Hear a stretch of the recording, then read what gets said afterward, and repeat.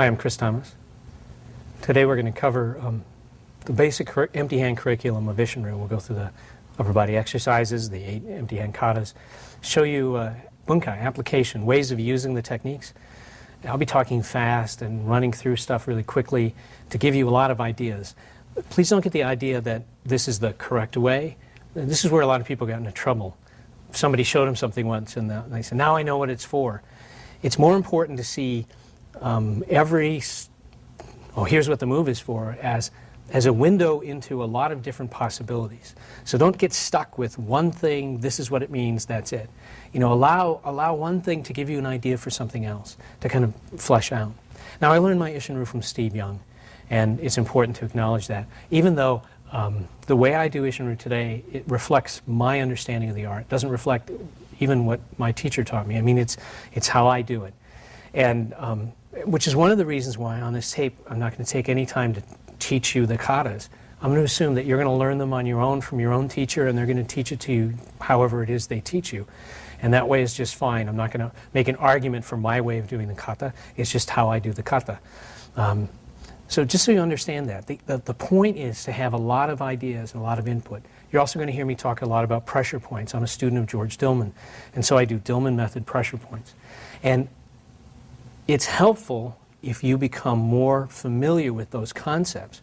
But hopefully you'll see the techniques that we've done, the techniques that we show on the tape, are techniques that just work, that you don't really have to know pressure points for them to work, but then you'll see that if you know pressure points, it's even better. So that's what we hope will happen, that you'll see a good technique that you want to do, and then you'll also want to learn more about how to make that technique better. You want to learn the pressure point material, and you want to learn the deeper secrets of the art.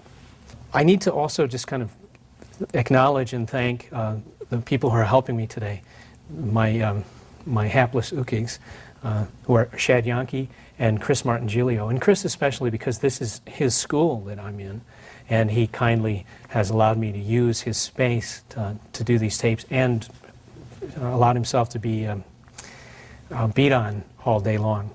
So I hope that you learn something from this, but I hope you never take my word for anything, and instead use it as an invitation to study on your own, to think on your own, to come up with your own ideas, to have your own suggestions, think of your own possibilities, and just recognize that in the end, if you're ever attacked, Tatsuo Shimabuku is not going to appear and fight for you. You've got to fight for yourself. And that means the art of Isshinryu has to be your art. It has to be your Isshinryu, not Tatsuo's Isshinryu, not your teacher's Isshinryu. It has to be your Isshinryu. And that being the case, if it's yours, if you own it, then it will always work for you. Thank you. What are called the upper body exercises. Tatsuo Shimabuku, he got them from Gichin Funakoshi actually. He borrowed something that Funakoshi called Tenno Kata.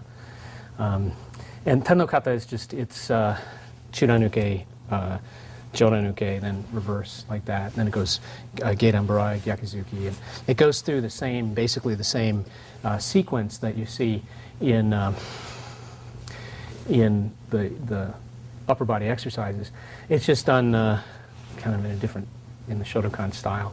And the only thing that's really different is number 10, where in Isshinryu we kind of do this. The Shotokan version was like this, you know, but it was basically the same technique. So that's where he started with. And then he picked up and he kind of added some other stuff later. So as I cover this material, every so often you'll hear me sort of reference where it's coming from.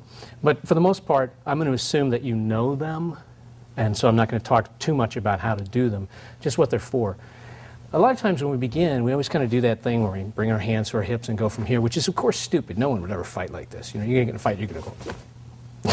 Yeah, no one would ever do that. So the question is, what are we doing? Why would we do that? So I'm going to start with a technique that sort of covers this motion of bringing the hands up, kind of crossing each other and then back. Can I have that? In a society where you're armed, if I was going and reaching for my sword, it would be very makes sense for him to grab me, to try to keep me from drawing my sword. And so that's where you start. A lot of times wrist grabs in the martial arts come from the fact that you're going for a weapon and somebody's trying to stop you. Now there's a lot you can do from here, you know. There's all kinds of quick things you can do, but I'm going to give you something that starts with where we are. It uses the Isshinryu fist in particular, and it uses this, this motion of bringing the hands to the hip. It's not like this. As he grabs, you take this hand, bring it up under his wrist this way. See how it catches that? And this hand comes, I just step forward on his foot and then punch into the body. So it's a real simple motion. Let's do that from the other side so we can get that detail. So I reach, he grabs here, so I'm going to come this way. I'm using the tip of my Ishinryu fist, and I'm catching it right on and this is a great way to get the first pressure point.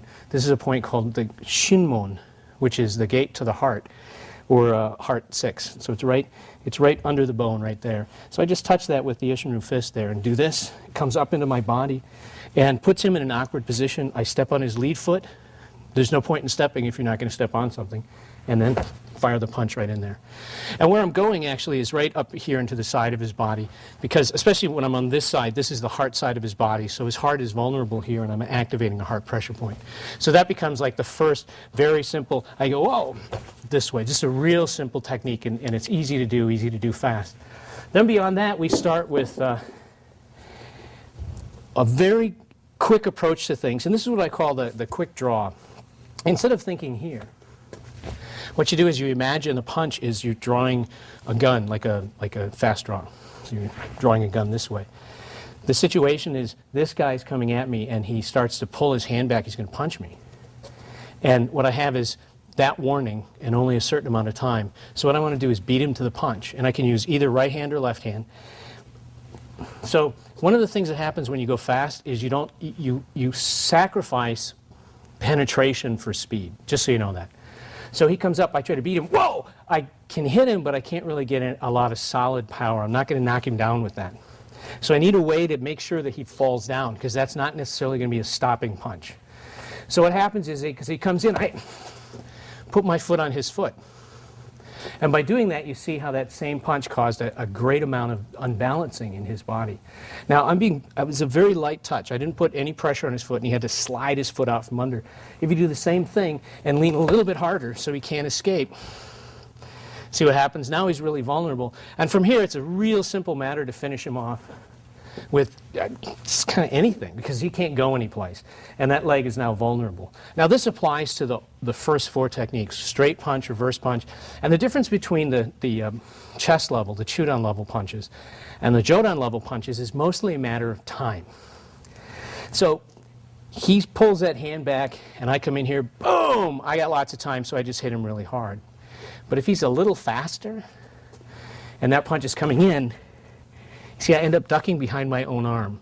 So this first technique, this rising punch, actually becomes a combination of defense. This is what's called a uke tsuki. It's you both receive and strike at the same time. So I'm using this as a guard. This is just brushing inside his arm. I might catch a little bit of his punch, but I'm getting the better of him this way.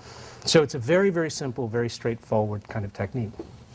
If we go from there to this motion here. Now, a lot of times in the very, very basic level, what happens is we kind of do what's called one-handed. So you need to know that there's 2 ways of doing all of the traditional ukewaza. One way is to do them the way you kind of learn it first, which is like this. And the other way is to do it this way. So one-handed and two-handed. One-handed is taught first because it's easier to learn. So if we begin with a kind of one-handed approach, then what we end up with is, for example, he grabs me, and he's going to throw a punch at my head. And it's like, oh, crap, I'm going to get hit in the head. So what I do is I do my one-handed set this way. This becomes how I receive his punch. And I'm kind of very intentionally want to cross all the way over his arm. Notice that the hand that's not doing anything is holding and pinning him. And then from here, I'm going to bring my elbow down on his arm this way to control him and lock him up, and then punch. And notice how now his neck is right in front of me. So this punch goes right into his neck. So that first technique, this is the set. And just going to drag that puppy. And understand that when the punch comes in towards your face, you're going to do this. You know, we want to look cool when we do martial arts. You know, like, oh! But the reality is it's kind of like, ah! But that's okay, because once he's crossed this way, it's very easy to just come down here. Now, one of the key things is that as I drop down, I want my elbow to come over his arm here to control his body this way. But if I can, I'd like my forearm to keep controlling his forearm. This ties him up completely. And then my stance is a little teeny bump right here. It's almost incidental. Now, once I'm in this place, then all I need to do, I can keep his hands tied up with both, one hand ties up both his, and there's my short Ishinryu punch right into the throat. Now, a similar idea What I just did was what you might call inside line. Anytime I kind of work here on his body, that's inside line. If I go out here, that's outside line. This is kind of the same principle, but it's outside line. So he's throwing that punch from here. Whoa! I receive the technique this way. Take it down here. Notice now I'm really using my leg on the outside edge of his leg, so he's trapped. And then from here, I'm going to punch that short punch into his body. Boom, right here. All right, so we put on some armor so I can show you something. One of the things that happens, you know, I get in this position, he throws that punch, I come here, I take it down, I swallow it up, but look at how close I am. It's very difficult for me to hit hard from this kind of range. And so this gets to a question about how do you punch hard. If I do what most people want to do, which is to twist my hip, what happens is I'm too close and my muscles can't transfer the energy. And so people try to do a thing where they kind of like do this, and you can hit pretty hard that way, but what we really want to do is you want to punch without moving the hip, and then at the very last, so you want to kind of punch this way. So notice how my body's at an angle. So I punch here, and then twist my hip once my body has achieved what's a biomechanically advantageous position. So this is a good time for me to kind of explain something.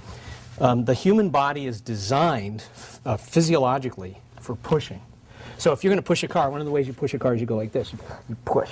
Okay? You push. And a lot of times when you see somebody push, they put their hands like this and they kind of lean, and you'll see the body get into this position so you can line it up. And sometimes you go this way, but we're designed for pushing. However, our nervous system is designed for throwing. Some of this has to do with you survive by doing lots of work, which is pushing and moving stuff, but also by being able to throw something at the saber-toothed tiger before it eats you. So the guy who pushes really well but gets eaten by the saber-toothed tiger doesn't get to have children. So what nature's done is it's equipped us with these two things. Throwing to escape the threat, pushing to get the work done. But a punch is not a throw, it's a push. But most people, when they go to punch, they punch as if they're throwing. So they punch kind of this way. So you kind of get this, boom, like you're throwing an object. The same as if throwing, but a punch is actually the opposite. It's like pushing, which means you have to have your body in a biomechanically sound position, and then you have to drive. So again, to sort of do this without him for just a second, when I come in here, my body's on a 45-degree angle, so I punch. My hand moves, but not my hip. And then at the end, my hip moves once I'm in a place where I can transfer the force. So he's grabbed me. He's throwing in that punch. I go, whoa! Now I've got him controlled and tied up, very, very close to his body. So I'm not really getting anything yet. But once I'm in this position, I can drive my hip and drive him back. Now, I'm letting him go, and he's got armor on. Imagine he doesn't have armor on, and I hold on to him, which is what, when the hand comes back to your hip. I hold on to him so he can't escape, and hit and drive my hip. His body will fold in around that punch, and then he'll get seriously harmed. So that's something about punching that you need to understand and have that as a real strong reference in your mind. Now we go on to the next one, which is number 6, Chudanuke. And notice I keep working from a fairly similar premise, which is the guy's grabbing me because he wants to punch me in the face. Here's the first one. I go, oh my goodness, I don't want to fight. Punch comes in here. What I'm going to do is I'm going to bring my hand over into the quote-unquote set ready position. But as I do this, I'm going to hit his arm. And then strike his face. And then again, I'm in this very tight relationship for that short punch. So notice that as I do this is real important. I'm going to bring my arm over his arm because when I strike his face, I can also tuck my elbow and control this arm right here. The key thing is that when I strike his arm, I'm going to strike him up near the elbow, depending on the position of his arm, but in this case, I'm going to be getting him on this muscle right here. And this is a pressure point called large intestine 10. So as he comes in, here, see that body reaction? Notice that I've stepped forward, I'm locked in on him. Now at this point, it's very easy for me to strike him to his face, but I also have this little thing right here. And all this before I do the reverse punch. So with one hand, I can conceivably hit 1, 2, 3, and then 4. Okay, so it's a very, very simple motion, but it starts from here. Now that's outside line. Now, if instead I want to do the same idea on inside line, what I'm going to do is grab right here with this hand, the hand that's at the hip. I'm just going to anchor, but when I anchor, I'm going to catch like I'm feeling his pulse, and then I'm going to pull his pulse up towards his wrist this way. And what I'm doing is I'm setting up, this is a lung meridian point. This way. Lung aim. So he grabs me, I grab his wrist. I get that reaction from there. Then, right up here near his elbow, right at the crease of his elbow, there's a lung meridian point called lung number 5. It's right there. So if I hit that, his head comes forward. So I've got two things that accomplish the same outcome. That brings his head forward. This brings his head forward. Okay, so what happens is this guy grabs me. He's going to punch me. I go, oh crap, because I'd love to be cool, but I'm not. So I go, ah, like this. This first thing I do is my hand comes up, and it's when he pulls his hand back to hit me again that I grab on here, do this, down comes his head, strike here, and then notice where his body is. Now I just finish with a punch. I'm going right into the neck. Now in acupuncture, come over to the other side so we can get this. In acupuncture, the lung is considered a metal meridian. And a metal meridian, when you attack a metal meridian, it makes a wood meridian vulnerable. When I do this, his temple is wood. It's related to what's called the gallbladder. So I strike here into the temple. So now I've gone from metal to wood. Wood makes earth vulnerable. Now in this position, when his head is kind of stretched back like that, what becomes vulnerable next is right there. That's a stomach meridian point, and that's where my punch goes. Now in this case, I'm not hitting with these two knuckles like you think. I'm actually hitting with this part, this front edge of my knuckles here. That's what I'm putting in there to finish him off. You can also do this and extend it with a single knuckle, or you can put two knuckles out that way. And when you do that, you're going to get a very slightly downward motion. So you need a little bit of a downward motion on this technique. So it becomes 1, 2, 3. Now, let me do a kind of what I would call a low-grade technique. The guy grabs me, cross-hand wrist grab. Now what I'm going to do is just, I don't want him to grab me. So I'm going to keep this, I'm going to start with something that's just kind of, hey, this is a sort of nuisance attack, but before it escalates. I'm talking, I've had enough, I go to walk, he grabs me. I go, hey, there's a pressure point in the middle of his arm. It's called lung number 6. If I tap lung 6, it will take his arm off. So I'm going to tap lung 6, and as soon as I tap lung 6, then see how his nose comes forward, I'm just going to come forward and wave at his nose to send him back. So this is actually this part of the next move. So what I'm leaving out is the nukite. Well, nukite is not, everyone goes, you're going to drive your fingertips into him. Well, obviously that I'm not going to do. And it doesn't work anyway to drive your fingertips into people, except for maybe right up here. There's almost no place in the body you can drive your fingertips into. Okay, the eyeballs. That's about it. What a nukite is not actually straight this way. It's actually this way. And it's not a fingertip strike at all. It's actually what's called a yin palm, a soft palm. So what happens is I hit, it's aimed not in the center mass, but a little off center, and as you hit, your hand folds this way. So it's really a kind of push. So what happens here is I take him off here, I go like this, and then I just push him back. This is a very low, kind of low-level application. It's not very fierce. Now let's say he grabs with the other hand, cross-hand grab this way. Now this motion right here does a couple of things. Notice how when I do this, I imbalance him. See how I've bent him? I've come up towards his face. This causes him to be distracted backwards. I'm on his foot. I'm doing all these things at the same time. Now when I do this push, I can either push here where it's exposed this way, or if I want to be a little bit nicer, as I bring this across his body, I can just push here on his elbow. And I'm going to use what's called two-way action and a little rubbing motion on his elbow this way, just to kind of hyperextend him. Not to be mean. This right now is a very low-grade application. I'll crank it up in a minute. This way. So this is me just dealing with a nuisance problem.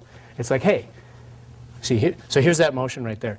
It's like, hey, just that solves so many problems. And from here, either the elbow or the body, as you see fit. And when I'm hitting the armor, I get only a modest result. But when you hit actually into the body, you get a big kind of oofing noise because you're right in the floating rib right down here. All right, now to crank this up to a higher grade technique, I've been grabbed again, very much like I have before. I'm going to lock up here. Again, I'm going to go, the punch comes in, I go, oh crap, ah! Then as he comes back, I'm going to strike down. I'm going to use the same point again, this long 5 point right at the elbow, this way.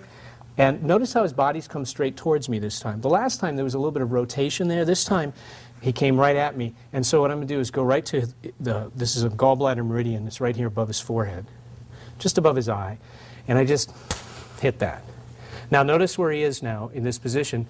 So what I'm going to do is when I do this yin palm, I'm going to do it really at the same place again, this way. And that's the result you get.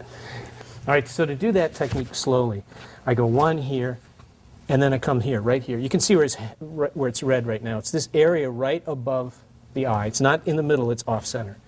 So I strike it one, and when I strike it, I don't strike it up, I strike it with a slightly downward motion, which positions him right here so that when I come with this motion, it's going to the same target. Notice how I've allowed my hand to kind of catch him behind, so I'm not just doing this. I'm actually pulling him slightly forward, so I kind of pull him into this blow just a little bit. All right, so this technique is actually, well, it's lethal. I mean, it's for killing. And you kind of have to comprehend that the whole idea is your life is in danger and the outcome has to be serious. But I'll also show you a version that is not lethal. We'll start with the lethal one. Again, the guy grabs, and notice most people are right-handed, which is why I keep working off the left-hand grab. This is called a stabilization grab.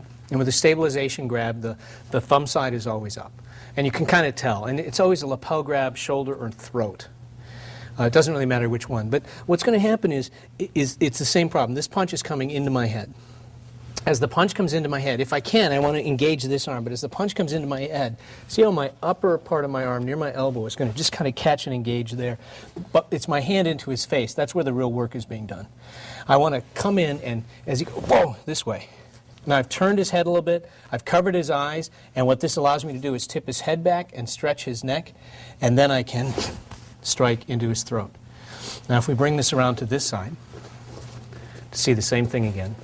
So as he comes in, it's, see, right here. This is where the work, that's where if there's a block in here anywhere, it's right there. Though I don't think of this as blocking. This is, see this reaction? This stretching of the throat makes the throat vulnerable. When I punch, I'm actually not hitting with the two knuckles as we normally think. I'm hitting with this knuckle, the knuckle of my little finger, right there.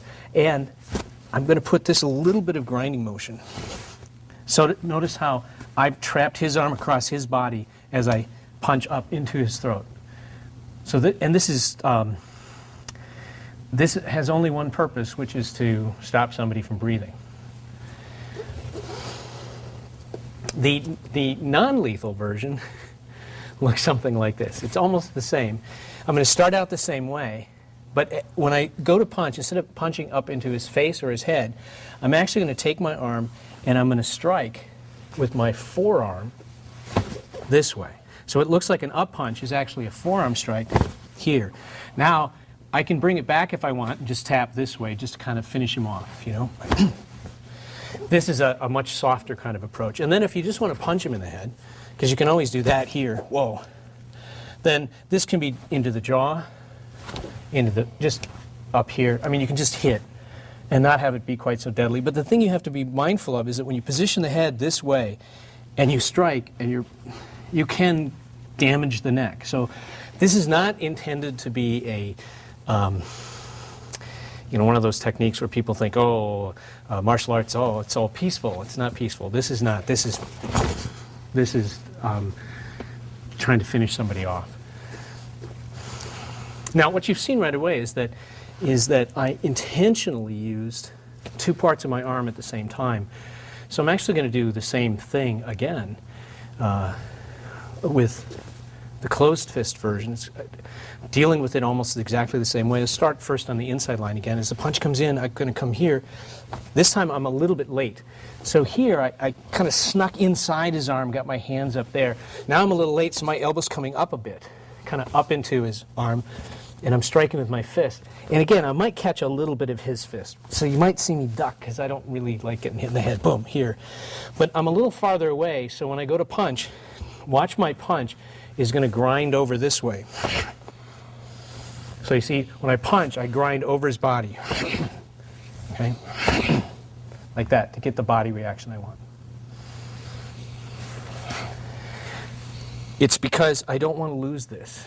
So I don't regard this as something to go around. I regard this as something to control. So as I punch, I want to keep controlling this part of his body. But notice, on the other side, he grabs, I commit, whoa, boom, here, I hit. As I come and punch here, I'm also controlling on this side. Why do you bring your hand back to your hip? That's why. So I'm trying to maintain as much physical contact with his body as I can all the time. And then from here, I don't know, just do whatever you need to do to finish him off. So it becomes a very simple and kind of straightforward entry into this follow-up techniques as necessary. Let's do it. On the outside line, because you can do Age-Uke. This is called Age-Uke. You can do this on the outside line. It has a slightly different feel to it. Because then what happens is I engage his arm here, and when I go to do this motion, I rotate my body. So my elbow actually hits him in the head. Now, depending on how I position this hand, I can hit him, bang, this way, or I can disrupt his balance here, setting him up for this close punch right here. Okay, when we do number 10, I mean, the typical application is guys throwing a punch at your head, and you do this, and you strike. And the one advantage to keeping that in your mind is that there's a sense that whenever somebody throws something at your head, the first thing you do is you go, ah! And so if you learn to go from here to here as sort of an immediate reaction, there's an old saying, a samurai saying, which goes, when startled, step forward. You go, ah, boom. Then that's kind of a smart place to be. But let me go ahead and put a little more kind of interesting things in here. Let me start with just kind of playing around. This technique, even though this comes from Funakoshi, this is similar to, there's one of the techniques from one of Tatsuo's teachers, Choki Motobu. He did something called the Kumite Hen, 12 self-defense sequences. And there's some of this stuff in there, actually. There's a very similar idea. So we're going to start with what you might call the sort of Motobu version of it. The Motobu version, you kind of start this way. You go 1, you sort of receive this here. 2 is strike. Then another punch comes in, and that's sort of the Motobu version. But you can do that with the sort of Isshinryu version, is you can go 1, 2, and then... So what I did was I received that first one, strike here, and then as the second one comes, I hit it. And then to finish with it, just punch the body. You also notice I'm on his foot, just sort of routinely finding some kind of contact with his lower body. Another way to play this out is to play it out on the outside line. And I can play outside line in one of 2 ways. I can actually feed this here. Now, notice how both my hands have come up, because when I strike down, I'm going to bring this hand and catch and pull here. Here's now my strike down. But even though I'm going to strike into his face, I'm also going to tap with my elbow on his arm. At this point, I'm up here. It's a large intestine point, the large intestine 14, I think. It's in kind of the hollow of the bicep, just above the elbow. So I come here, bang. And then because I'm on the large intestine, I can tap the stomach meridian on the jaw. And then from there, then you punch. And you can punch, well, into the body, but you can punch right into the chest over the heart. Stomach meridian runs there. You can punch a little more center line, because that's where the kidney meridian is. Or you can just hit him real hard. Because one of the nice things is, if you miss a pressure point, you still hit the guy. So, oh, I missed the pressure point, but I hit him in the head someplace. And, oh, I missed the pressure point, but I still got to punch him in the body. And you can see already his body starting to, you can see him reacting before the punch comes into the anticipation of maybe getting hit. So outside line, kind of here, whoa. Then down, boom, here, strike. And then from here, punch. See? Now, when it comes to number 11 and 12, which are the Goren-Zuki, the continuous punching, what I want to point out is that I don't actually try to break those down at all. Because to me, what they're indicative of is, do people actually know how to move their body? So I have to show you something about how to move the body. If you watch somebody punch Goren, 5-punch, what a lot of times you see is this. It looks like this, where the hip goes one way while the hand goes the other. Okay? Now, if that happens, nothing happens. The technique doesn't work. Okay, so If I'm doing that sort of go-renzuki where my hip is going the wrong way, okay, I mean, it looks really spazzy, but what's happening is as I'm punching, my body weight's going the wrong direction. So there's nothing there. So if I want to really hit him, what I need is for my body to move. See how my hip and shoulders move together? That means when I do the technique in sort of in the air without actually hitting something, it has to be, okay, see how the body moves as a continuous unit. So he comes here, 1, that way. So if you focus on that when you're doing 11 and 12, you'll have excellent luck. All right, so number 13, which is this. So let me give you a couple of ways to play with this technique. One way is I've been grabbed here, and he throws a punch here, which I take across my body like I had before, but at the same time, I'm going to strike with this hand. So I'm actually going to do this. So I go, whoa, this way to kind of fold him up. And now this hand is just a trap, and then from here, strike. 1, here, strike. Okay? Another variation is to start out, this punch comes, I go whoop, and as he goes back with the next punch, 1, okay, and then 2. And 2 goes right here into the occipital point. This is gallbladder 20. It's a very useful point. It's if you find that kind of point of the skull and there's a hollow spot next to it, it's right there. And it doesn't take a lot to hit it, especially after you hit the arm first, because this sets it up. Now, I can also do a sort of inside line version, which is, again, he's grabbed me, but I'm going to come this way. So, don't move. So this becomes the first part. I pass it here, but notice how I've come over this arm. This is real critical, to come over this arm. And then I come here this way to control his arm. So I'm doing a kind of a double tap, a brush pass, sometimes this is called, or a hand grab. And a little catch here. And now I can bring this hand down there. And now from here, shuto. Again, shuto in the same target. But another thing you can do, and this is a kind of interesting thing to do, it has to do with something called the alarm points. If instead of chopping this way, I actually palm with the edge of my palm, I'm going to go here, down, and then strike right into the side of the neck right there. It's a 45-degree angle. This sets up that. Okay, so it's kind of a downward feel and then chop.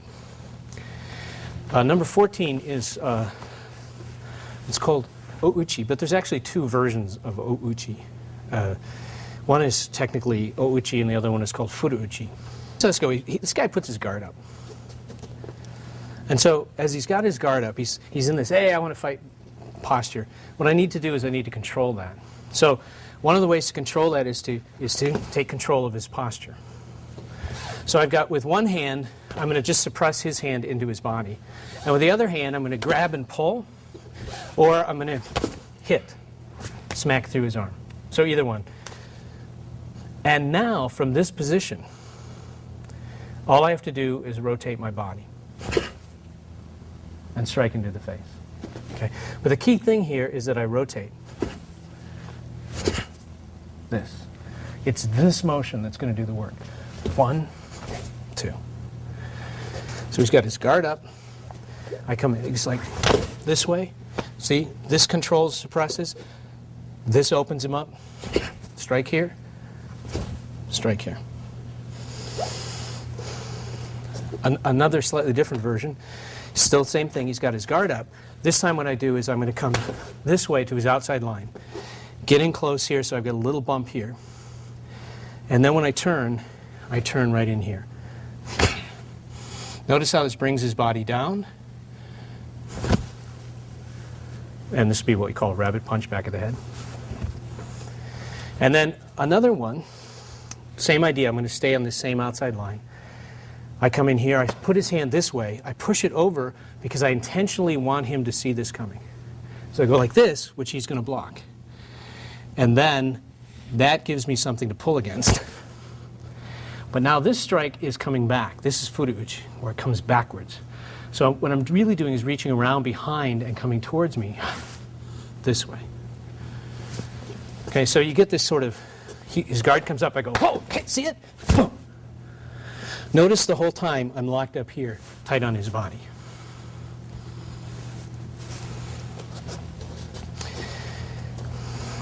Just for the last one, this motion right here, let me just give you one thing to think about, which is a different way of thinking about it from the usual, defense against a bear hug. A lot of times people will push you, and then you fall back, and they come to push you again, and you put your hands up, and they end up grabbing your hands this way. So what I want to do is I'm going to grab his wrist here, roll this way, drop into a cat stance, and pull. So I end up pulling him into an elbow strike. So it goes 1, 2. See? This can actually be done very quickly. So it's not a small thing. But in the form, you're moving backwards. Well, that's because somebody's pushing you. They got your hands, and they're driving you back. They're going, oh, okay. Oh. See? So I just drop into the cat and step back, and he just comes into my elbow. I've got both his hands controlled. One, because he's too stupid to let go. The other, because I've locked it to my body. And this elbow shot right to his neck or his head.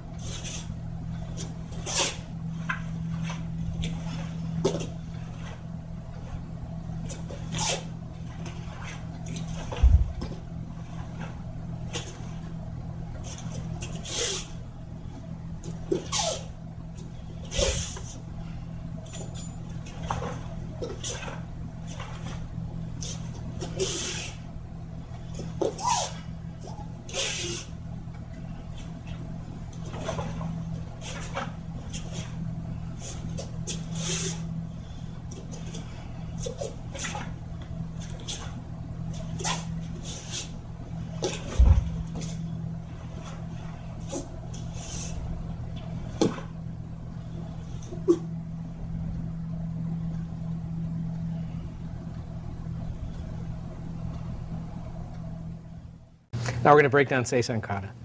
All the katas begin with this motion right here, and I actually count that everything between the bows is fighting, so there's no symbolic, karate is my secret, and I come to you in peace, and all that kind of stuff that people like to come up with. To me, this is all fairly practical. And here's a very simple sort of starting place. The starting place is a guy's threatening, so he's got his fist up here, he's threatening, shaking his fist in your face. And this fist represents his fist, okay? And this hand touches, representing my hand touching his hand.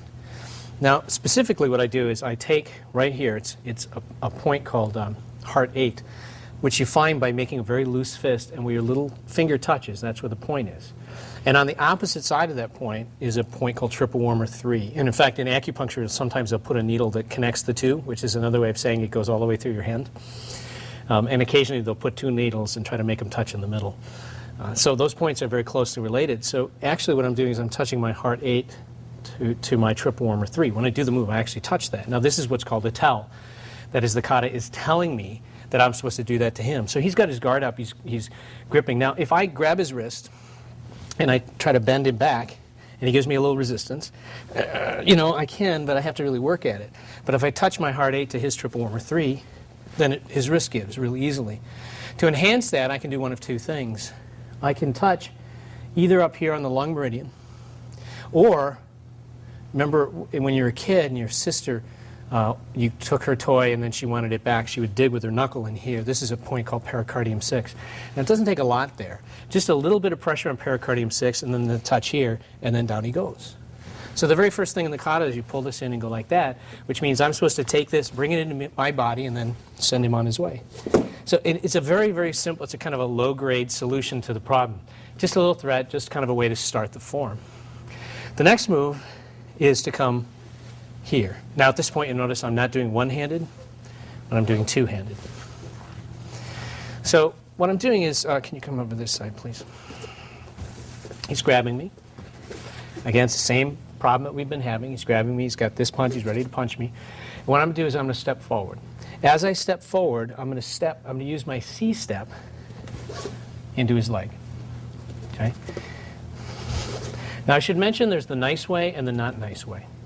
The nice way is I keep my foot in front of his foot and tap, see how his foot slides over? And the not nice way is I step on his foot or next to his foot and then do it. And then he can't escape. Now, when you're training, you have to be a little bit careful so that if you, and you have to practice putting your foot next to his foot, but you have to kind of be nice about it and not get too carried away. This hand comes up, this hand comes down, my knee steps in. So that's the first thing I'm going to do. The hand that comes down, I'm going to bring it down here on his arm. The hand that comes up, I'm going to tap it up here under his ear. And my knee, I'm going to bring in over here. So as he goes to threaten, I'm going to this way. Okay? So I'm going to tap, 1, tap, 2, tap, 3. All right, now here's the thing about that. Let's say I completely mess that up. I go, whoa! First, let's say I completely miss his head, right? I'm so bad I missed his head. Well, if he's punching in my face and I miss his head, I still end up coming with an interception here. Let's say I missed the arm point. I still am controlling this arm.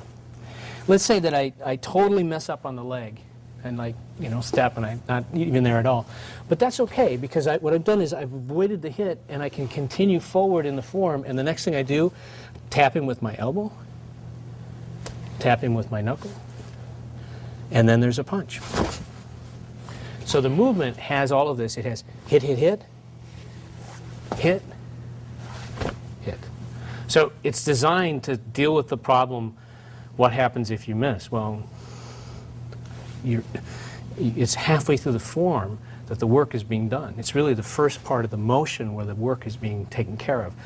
The second half is the backup. I want to talk just for a second about the footwork. So C-step, we spend this time practicing 1, 2. People go, who walks like that? You don't walk down the street that way.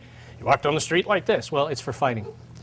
So anytime you're engaged with an opponent, they grab you, you just do a C-step.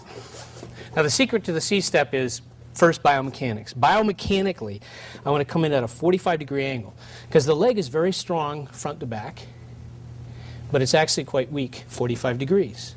So all you do is just cut that 45 angle and you have a great effect. But in addition to that, there's also a pressure point here and a pressure point here that if I tap them, I get a big response. Now it turns out that on a guy about my size, if I raise my heel, my knee will be right at the pressure point height. So all I have to do is raise my heel and do that. So that's all the step is. The guy gets grabbed, you go boom! And then as you step out, go for the other foot. And then you can step again. And go after the back leg. So the simple act of stepping is a combative action. So it's for fighting. If we just look at this part of it, the hands passing. Okay? So let's say a guy grabs me with two hands, two-hand lapel grab. So first thing I need to do is I need to get him a little bit closer to me. Well, if he's grabbing me this way, he might be pulling me in. But if not, I can control him on these two pressure points, which are large intestine 10. I can hit it to bring him in here. Now I'm very, very close to him. So I'm going to put one hand up here on his forehead at the gallbladder. And I'm going to come over, it's over here, but it'll be right on this side. This is the stomach meridian. And I'm just going to connect those points. Okay? Just to get a nice little response. Just to connect these 2 points. And then the next thing, the hands go like this, and then this way. Which means after I strike, so I bring them tight, I strike here, and then, you okay? Okay, so it was 1, 2. And the next action is pulling, which was me keeping him from falling over. I guess that's what the part for your friend. Now, guy's throwing a punch, I go, whoa! Okay, so that's me getting out of the way of the punch. I got to control that punch, then I can strike up into his face. So the key thing here is as he punches, I suppress the punch, grab the punch here. Notice how my elbow controls this hand. This is really key. Now I can step forward and strike. I can strike again, pull, and as I pull, I want to try to control his arms as much as possible. And if I haven't knocked him out and he's still standing, I'm just going to go ahead and use my C-step to knock him down. Here's the kind of situation where a guy is, he's doing that initial reach for me, and I go, whoa! So now I've kind of gotten out of the range of that reach. Now I'm going to step in, and as I step in, I'm going to step outside him, and I'm going to snake this hand up this way, and as I come back, I'm going to catch on his eyes, pulling him down here, stretching him back. And I'll give you this on another angle in just a minute. And then what comes next is a strike here, which the form, what I'm doing is this, this, this. So he reaches for me, I go, whoa, put it here.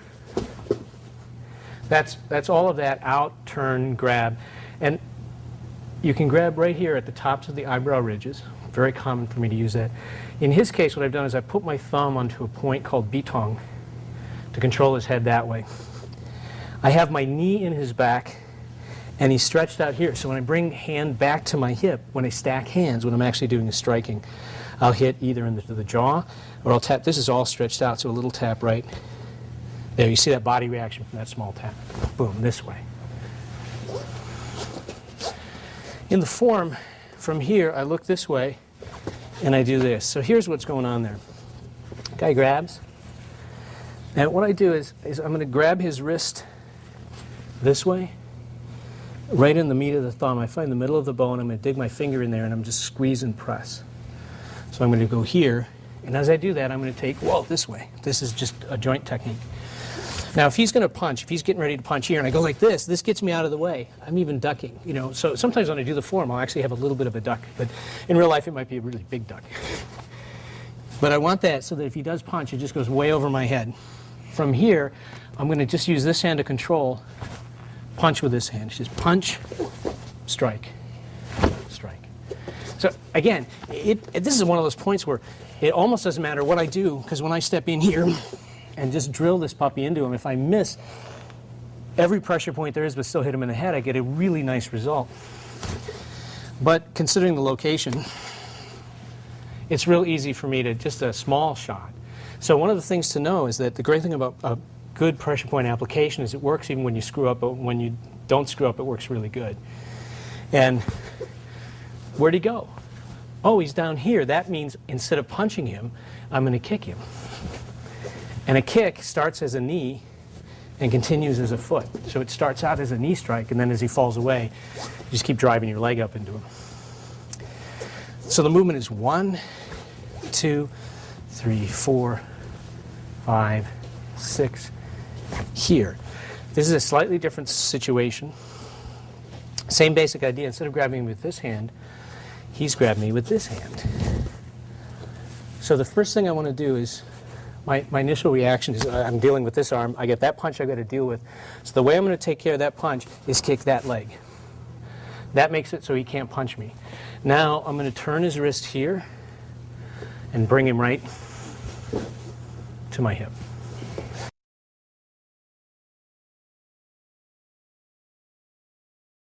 So what you have is, you have this movement, stack hands, stack hands. So you have it sort of like bookends. So the first stack hands represents, I've been grabbed on this side, I go here, 1, 2, bang. The second stack hands is I've been grabbed here, the kick goes with the second stack hands. So it can become kick, punch, or I skipped the punch the other times and just went kick, joint. And as you do this, you want to just make sure you get everything bent here, bent here. And the key is I'm not actually putting pressure back. The pressure is going this way towards my hip. Okay? All right. So now we continue. There's a sequence that shows up, which is this. 1, 2. So you see this kind of, and it's very particular how it's done. The back foot turns out as you do it. So it's this way. And the reason that, what that tells me is that I'm trying to get something out of the way. The only reason I would move my back foot like that is if something is coming at me. So what this tells me is that he's got this leg forward, he's grabbed me, and he's trying to knee me. Ah! Okay? That's how you get out. I mean, you're getting out of the way in a knee strike. Whoa! That means that as he does this, I got to take this hand, I'm going to use the rotation of my body and punch him in the knee. I'm punching inside his leg at the pressure point that I was getting when I was C-stepping. Okay, right here. See, and I'm not thinking punch, so I'm not going. Ugh. What I'm doing is almost just locking my arm to my body and turning my hip, which gives me this big effect where his body's turned away, and then from here I just bring my hand up and strike. Okay. So it's not even a particularly big action. The other thing you can do is you can treat this with a slightly different energy. Punch comes here, and I go boom this way. And now what I'm going to do is I'm going to turn at a different point in the motion. So in the first, what I just did in the first application, as that thing came in, I turned here and then struck. Now I'm going to turn afterwards. So I take this, control it. Now what I'm going to do is turn and drop. And I do this so that I can control and hit hard into his body. So I'm using body English to control my opponent. Again, notice the contact I'm creating with the foot. I'm not disengaged ever. Here. I've got this tight contact here. I'm up against him, my foot right next to his foot, my knee on his knee, so that when I go to hit him. All right, so we come to this sequence that looks like this. And, you see all kinds of, I don't know, people go, oh, they're throwing a punch and you do this. And I really kind of hate turning my back on guys unless I'm controlling them entirely. So here would be a case of controlling. This is a same side wrist grab. It might even be with 2 hands. What I'm going to do is I'm going to turn this way. And as I turn this way, what it does is that actually gives me his finger. So this initial motion right here, which frees his hand, also gives me control of his fingers. And now from here, I can slip a hand behind him this way and get a lot of real painful control. Okay? Now, I recommend when you do this that if you can, you try to get a couple of fingers. Get 2 for good measure. As he comes clean, you come here too, and then you actually have to reach around just a little bit and just catch. Now, what I've done is I've got 1 finger, just so you see this, but I've got 3 bends. The first bend is his wrist is bent back towards him, like I'm doing a chicken wing, but that's not where the pressure is. The second bend is that his little finger is bent back this way, but the third bend is that I've bent his knuckle that way. See? And so I'm putting a slight rotation. So I'm bending back, rotating inward this way. So you get all of that at the same time. Now that's a chicken wing, as opposed to this that most people do. If you catch just that little bit of finger, then you have a huge amount of control. Now if I do the same technique off of this grab, so the cross hand grab, what I'm going to do is here. The difference is, cross hand, notice how he's got this leg forward now. So as I hit my cat stance, let's start with the cat stance. I'm going to step behind him this way, and I hit my cat stance. So the first thing I do is I go, oh, cat stance. This gives me control over his body. As I turn, this is going to allow me to come up right in here and catch his finger. There we go. So now, and I've got great control over his body at this moment.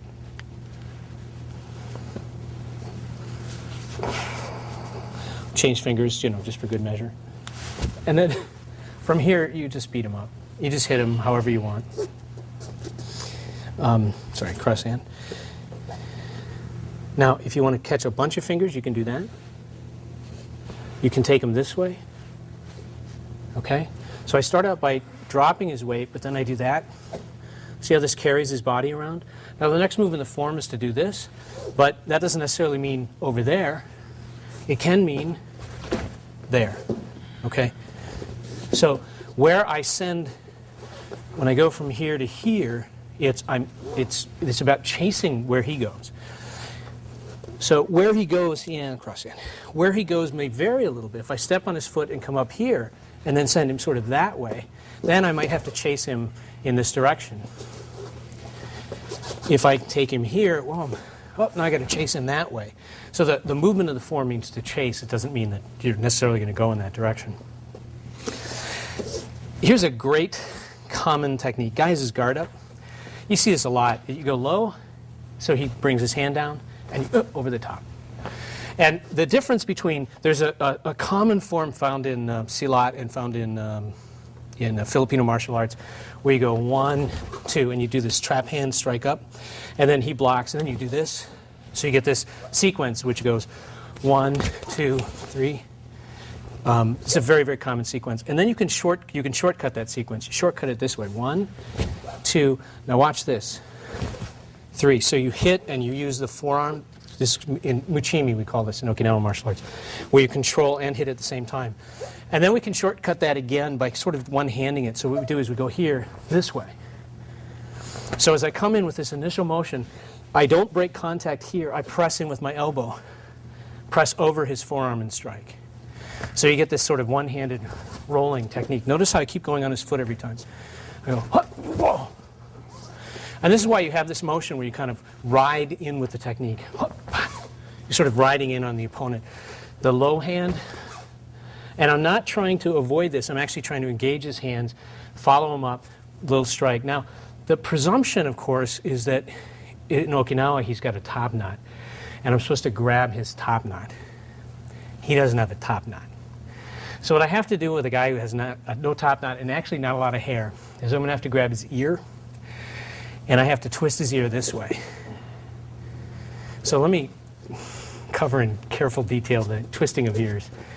There's a nerve that comes up into the ear this way, and if you take an ear and you pull like this, you can actually, if you pull really hard, you can pull an ear off, but this doesn't hurt that much. But if you take this nerve and you stretch the nerve that way, then on some people you'll get pain, but even on people who it doesn't hurt, you get body reaction. And in fact, if you watch this eye, you see his eye twitch. That's the nerve reacting. So what I do is it's like I'm making a fist, and I kind of I sort of make this motion, make a fist, and I make that motion, that turns his head. Now the form, if it's his top knot, I just grab and I pull here. With his ear, I have to turn and pull down more this way. Notice the position that puts him in. So the next thing I'm going to do is just ride in on him. 1, 2. Okay, so he's got his guard up. What I'm going to do is I'm going to do this sequence right here, which is this way. He's got his guard up. I'm going to engage his guard. Whoop, this way. And then catching his wrists. And the key thing is to catch his wrists. So it's like, whoa, okay. This is the pressure point control on the wrist. I'm keeping one hand close, so I'm not trying to pull both hands back. See, if I try to pull both hands towards me, now it's equal fight. So he's going to resist me. So I go one forward, one back. Unbalancing him, and then the next thing I'm going to do is just tread on his foot. I'm going to kick him, but I'm too close to kick him. Everyone knows I'm too close to kick him. I can't possibly kick him because I'm too close to kick him. Well, I'm not supposed to kick him. This is a knee strike. It doesn't become a kick until after it's hit as a knee strike. So you notice the first thing it does is it comes up. It comes, whoa. Control the foot, come up into the body, or depending into the leg, depends on your height relative to your opponent, into the body. And then I kicked his back leg after I kneed him in the body. Boom, boom. Now see where his head is? The next thing I'm supposed to do is what we call gait umbrae, which can be here, can be here. So the motion, which was cross step, kick, punch, okay? From here, cross step, kick, punch, becomes, whoop. Now, I'm just doing this as a touch. This can also be, boom, a kick, kick, kick. So you get that knee-foot combination. Then from here, either strike into the head or back of the arm for an arm lock. And then finishing. If you go into the head, you usually will finish with a punch. And the way you'll do that is from here, you'll kind of rake through his head that way and then punch into the back of his head. If you do here, probably you're going to skip the reverse punch completely. And but what you might do is go, so the next movement is here. You might take this way and drop. And this becomes what looks like a strike out is actually an elbow that moves this direction back. Come over here and I can. So we go 1, 2, boom, boom, boom, strike. And then the backwards pulling motion and the strike is actually, see it? It's with my upper arm into the back of his head, that way. Okay. Now this takes us kind of through those sequences towards the end of the kata. And this movement, this thing at the end. So let me show you what that's about. Again, this is, guy's grabbing you. And as he's grabbing, hit him, create distraction. But mostly what I want to do is I want to kick him really hard because I want to stretch him out. Now I'm actually going to do this left-handed instead of right-handed because of which leg he's got forward. So I kick him right here really hard to stretch him out. And I come off of that with a punch, face, neck. This is mostly just to make sure that the rest of it I can do without really trying. Then I'm going to grab his head. And I pull his head in real close, but what I want to do is I want to lay his elbow, okay? I want to get his shoulder on my leg. Shoulder's on my leg.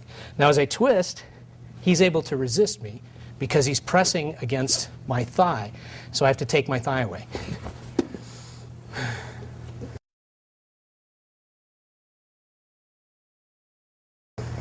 So there's a moment when I create pressure, his shoulder on my thigh, and then I remove it and twist to create the torque on his neck. So to do that again, grab. Do me a favor, this time grab with the other leg forward so I can do the other side. So the kick is to stretch him out. Boom. Punch, soften him up.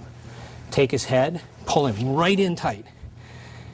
And I want to get him, this is the anticipation part of the program. He knows what's coming. So I get him so that this part of his leg, my leg is up against this part of his shoulder and stuff. So he's, as I press down on his head and lift on his jaw, he can resist me. He's actually resisting with his muscle. So I take it away to wrench his neck.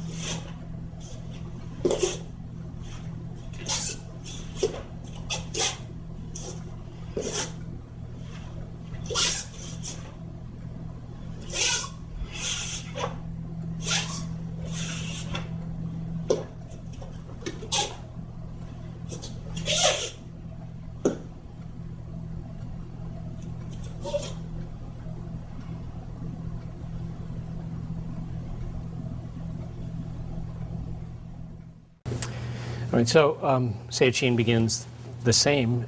Well, they all begin with this. But why have the same interpretation for each one? So let's do a different interpretation. Let's say a guy is wagging his finger into your face. He's doing that, you're this, you're that. Now, here's the thing. If you grab his finger, great. But what happens is when you go to grab his finger, he pulls it out. See, before you can grab his finger, you have to control his hand. So the form, this is the hand that represents grabbing the finger. This is the hand that controls his hand. So you don't actually grab his finger, you actually do this. So it's not me trying to catch his finger. What I'm going to do is I bring his hand into my hand. Then the next thing you do is you bring this, see in the form you go like this and bring it in towards your chest and down. So I go here, in towards my chest and down. Now the next part of the motion is to step over sideways, this way. So let me give you a little bit of different angle on this so you can see. So he's wagging his finger in his face. He's going, you dirty so-and-so, what's the matter? I go, oh. And then I step over, the next thing to do. And as your hands part, I'm going to bring his elbow up over here, close to my body. And I've got this pin, I've got his palm actually pinned against my leg. So I push in and crank. This is in towards my body to just, and this is just a controlling technique. It's just a kind of a, again, both of these forms, I'm beginning with a fairly low grade kind of response to a situation, not getting too carried away, just a little something to go, hey buddy, that's it. At which point you might just, you know, kind of toss him down and leave. And then it gets a little dicey from there. Similar to something we did before, if a guy's grabbing, if I step into him as he's grabbing onto me, he's grabbing my clothing, kind of pulling me in. If I turn sideways, if we fight here, then we're in a wrestling match. If he pulls me in and I rotate, see what this has done with this arm? It's actually crossed it into his center line, which has weakened him. Now, all that I have to do is ask myself, how can I create a lot of control of his body? And there's two ways I can do that. One way is I can just take this hand and hit right there. And the other way is as he pulls me in, I actually cross this leg so that I create that kind of unbalancing. Now to keep him from stepping out, which is what he wants to do, is I'm going to bring this hand up here just to kind of hold.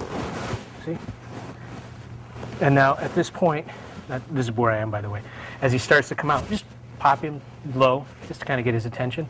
And then come in with a low strike. It could be groin. If you fold him over and you get his head, you come this way. So this motion here is back of his head. Motions like motions this way with the hands. If I come in and cross him here this way, and then when you do two hands, it means either hand. So I can just leave this hand here and strike up with my, and again, this is way up in my forearm, tap up here.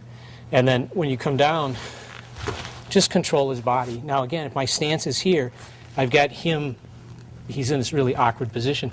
Now at this point what I'm going to do is I'm just going to kick out this leg with a step. I'm going to not do the rest of this motion. I'm just going to stop here and then take this leg just to kind of sprawl him that way. So that becomes 1, 2, and then into the next step. And I just use my shin to kind of plow his leg out of the way.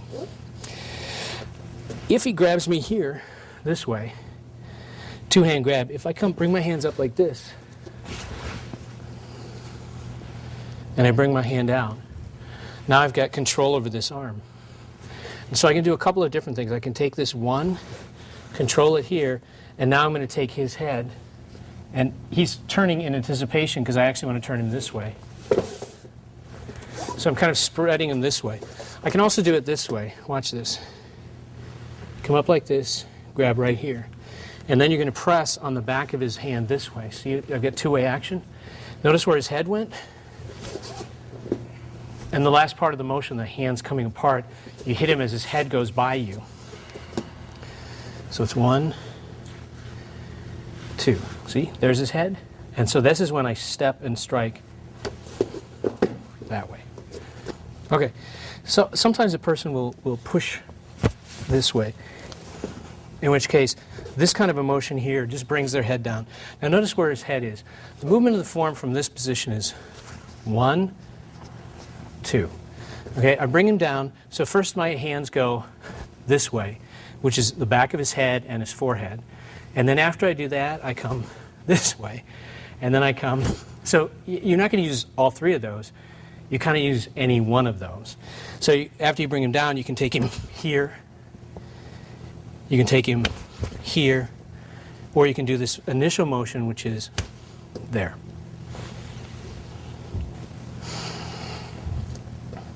Or there's actually one more. I need you over here for this, though.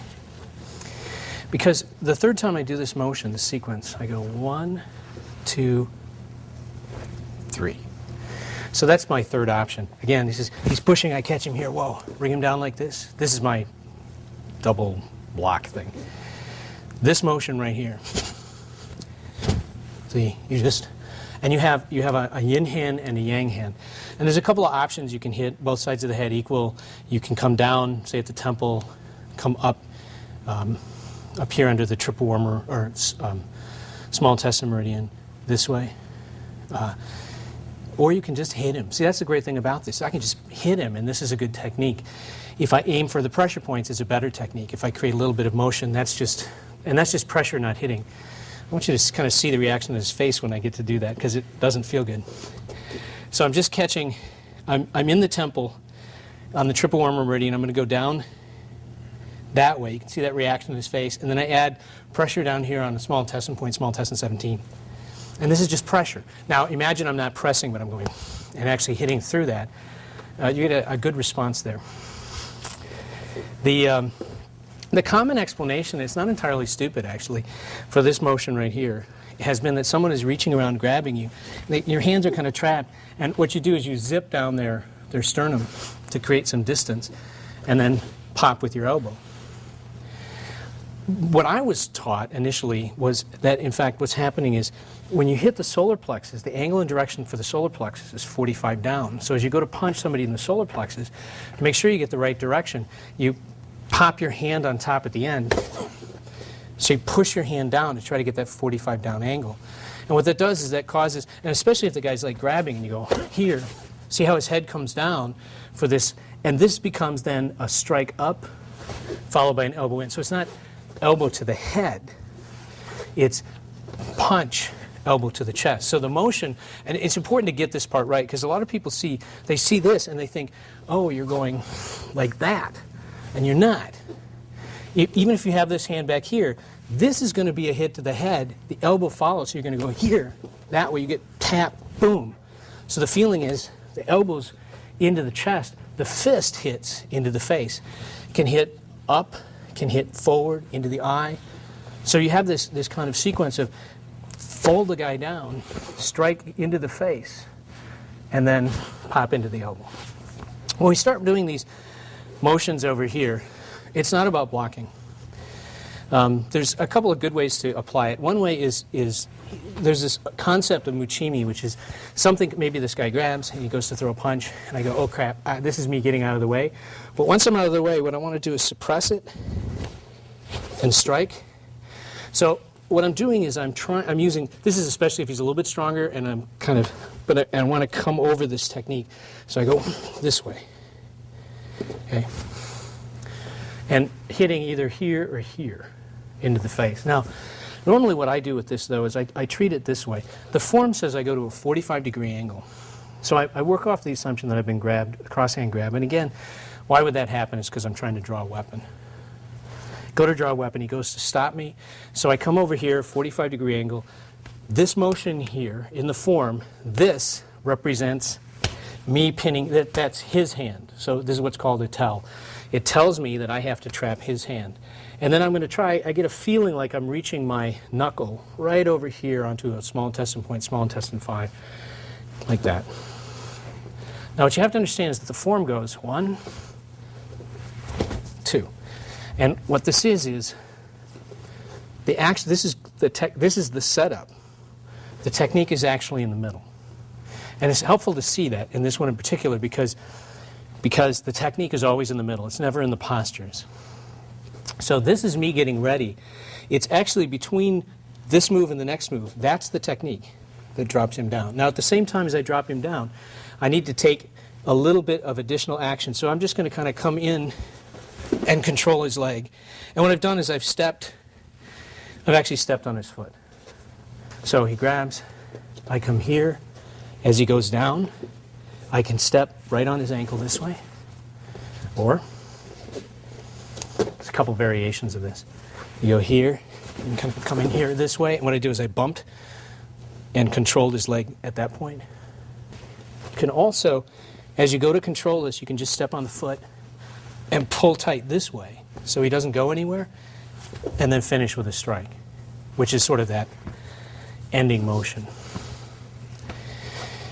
This action, anytime you step back this way, what I take that to be is the guy is pushing or controlling me, he's kind of driving me back. That's why I'm stepping back. So I step back here and just control his body this way. The key thing, though, is not what this arm is doing, but what I do with my other arm. So as he pushes me, notice the first thing I do is I try to suppress his hands. It's catching a finger that's going to allow me to control his body.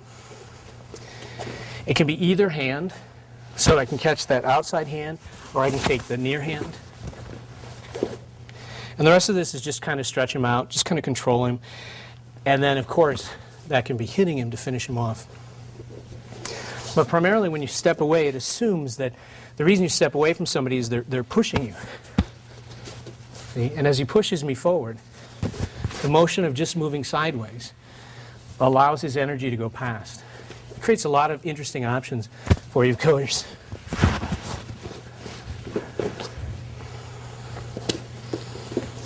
Okay, push, push. Yep. All right, so this is just step back, gate on Barai, down block. You'll notice at no point have I even assumed that this guy's kicking me and I'm trying to block the kick, because that's just dumb. If I go off of that same premise that he's pushing and I'm move out of the way, I can pass him here. See what I've done? I've extended him, stretched him out, a little pop just for good measure. And then from here, I'm going to fold his arm this way and step into him and hit him with his own hand. Stop hitting yourself with your own fist. Then I'm going to rotate. I'm going to position myself just a little differently here so you can kind of see this. I'm going to turn into him here. And that's what, notice how he's falling and his weight falls on his own wrist. So here's what I just did. I just went 1, 2, 3, 4. Okay? So again, let's take it from this side. I pass this, strike, fold this back into him, stop hitting yourself in the head. Then I turn this way. And you see this pressure right here? And what I really want, notice I'm dropping my weight, but what I really want to have happen is he falls under the weight of his own wrist. Another thing you can do, the guy comes in, he's pushing, you pass right here and get this in this position right here. So now what I'm going to do is this motion like this, only look where I am. This hand is going to come this way. This hand is going to catch up here on the gallbladder meridian that way. Okay, so boom. This becomes a hit. Anytime your hands pass in the middle like that, you can use that for hitting. And so it's high and low, which is very disorienting for a body. It's very hard for a body to know what to do when it's getting hit from the top and the bottom and the front and the back all at the same time. This motion right here, there's a point on the side of the neck that's sometimes taught in law enforcement circles, and for what they call a, what do they call this, a carotid stun or something. And it's right located about even with the Adam's apples in the muscle. The thing is, it doesn't work. And so the guy grabs me and I'm going to hit him. So I take my forearm and I bang him. Don't stretch your neck for me, okay? Okay? It doesn't work. What I have to do is I have to push with one hand, strike with the other. So I need so I'm going to use the point on both sides. Large intestine 18 it's called. I'm going to use large intestine 18 on both sides. With one hand, I'm going to push this way. So I get this little flexing. So that's my yin hand, and then with my yang hand, I'm going to strike. So he grabs on. I press with one hand, strike with the other. Yeah. Okay? Then from here, after you, boom, do that, the second shot will come, because this is a metal point, the second shot comes right up into the eyebrow ridge. The point is an extraordinary point right at the top of the eyebrow ridge. It's actually, the name is Yu Yao in Chinese. And it's the supraorbital nerve. And this is where it comes, actually comes out of the skull, so it's called a foramen. And you tap up into that. So you end up with this 1, 2. Okay? All right, so the next technique goes here. 1, 2, 3. Really, you only need this much of it. So there's a couple rules you have to know for this to work. Rule number 1, this could be maybe a two-hand grab or something. What I'm going to do is this hand, the hand that comes to my body, strikes here. This hand is going to punch up. It's going to punch up on the stomach meridian point. But the thing is, because our gender is the same, if I stand like this and then punch up, the effect is a little bit not as good because we're the same gender. What I should do is a palm strike, or I should have my heel up. So the method is actually that you hit here and punch here before your heel touches down. So your heel should still be up at the moment of impact. Once you hit up, the neck is stretched. So if I do it on this side, you can see this. The neck stretches, and the stretched neck right there exposes the stomach meridian. So I punch up, and then I strike down. So it's a relatively, there, see? You get that bump, bump. And it's not even, doesn't even have to be a very big or heavy shot. However, if you go 1, 2, and the guy's still standing, that's when you can start adding, finishing technique, which is an elbow and then a groin strike. And, a lot of people go, oh, pressure point people never go for the groin. Yeah, we go for the groin all the time. It's a great target. But before I get there, I'm going to hit something else. So the technique can become 1, 2, elbow, groin. This motion right here, towards the end of the form, one of the ways to deal with it, anytime somebody grabs you, this is what you have to worry about, but this is what you have to play with, because this isn't going anyplace. So I always know where this is. So if it's going after his head, he can move his head. If I'm trying to catch his fist, he can be, but this arm's not going anywhere. So one of the things you can do is you can actually start working with this arm. And one of the best ways to do that, from this side it looks like this. I'm going to catch it with both hands like this. And if he grabs on the other side, see, I'm going to go this way. And what I'm going to do is put my elbow, so my elbow strikes into his arm, like that. See how that unbalances him? And this becomes really the setup for something else, which could be just a quick elbow, could be a strike up, a shot that way. Could be when you get to the end of the form, it goes like this.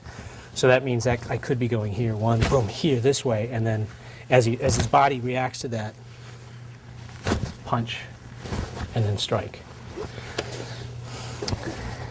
A lot of times when people are grabbed, what they want to do is they want to go like this, because it's a great joint technique. However, what's he doing the whole time I'm going like this? He's hitting me in the head. So I need to find a way to neutralize that arm. And again, that's part of the advantage of this kind of a technique, because it neutralizes that arm in a way that you don't expect. I take this arm out, and that shortens up this motion. It also keeps my shoulder in the way. His body gets all hinged up, and now I have a little bit of time to go like this, and to kind of move into the joint sequence. This works even easier if it's a two-hand grab, because then you just go over the top hand. Go over the top hand so it's trapped. Strike the back hand. Come this way, and then you're locked. Now from here, I'm going to step forward. Now I've got him kind of pinned here. Large intestine 10 is right here. So if I take my elbow and drop it on large intestine 10, I don't know if you heard that noise, but that's what happens. You get this very painful technique. So this motion here, this motion, right, this one that looks like everyone thinks, oh, you're doing that. Well, if I'm working with a manipulated joint this way, when I come over the top, I'm actually bringing my elbow down. And the hit is a kind of after effect. Now, in practice, a lot of times we go 1, 2, like that. But the real idea is, what I'm going to do is I'm going to put my hand past his head rather than in it, so that the elbow hits here, joint lock, elbow hit, and a hit to the face all simultaneously. But that's hard to do safely unless you put like a big padding thing on somebody's head. Because this is large intestine, this strike can go into stomach, because large intestine feeds energy into the stomach meridian. So when I affect the large intestine, I affect the stomach meridian. Again, you see these fairly big body responses to fairly light touches, and understand that if your intent is full on, then even if you miss the point, you're going to hurt the guy. The last technique of the form, which is step back and you kind of do this motion. This way. This is almost not what is expected, because what's happening is you want to bring, as I bring my elbows up and in, I control his arm. The key thing is I got him, what I'm doing is I'm controlling his wrist and his hand here. So this is really important, that I close, it's called closing the armpit, because this allows me to control his arm with my elbows. Then what I'm going to do is use a large intestine meridian point. It's halfway in the middle of the arm, just slightly to the outside of the arm. So I bring up here to kind of control the wrist, and then I'm just going to pop down, striking those points. And as I strike those points, I'm just going to grind across them this way, and see what it does. How his face comes down towards my hands. So what that means is, as I do this motion, my fingers are pointing towards his jaw. And we actually have film with Tatsuo showing this application, so we know this is the quote-unquote official technique. What you do is you strike large intestine 7 and then double palm up into stomach 5. Now the thing is that when you palm stomach 5, that's not shown in the form. The form does this and ends with your fingers pointing towards stomach 5. It actually points where you're going to hit. So it points where you're going to hit, but it doesn't show the hit. So that's one of the things that forms will sometimes do, is they'll leave out a little piece, and that's the piece that's left out in this form. It leaves out that final hit.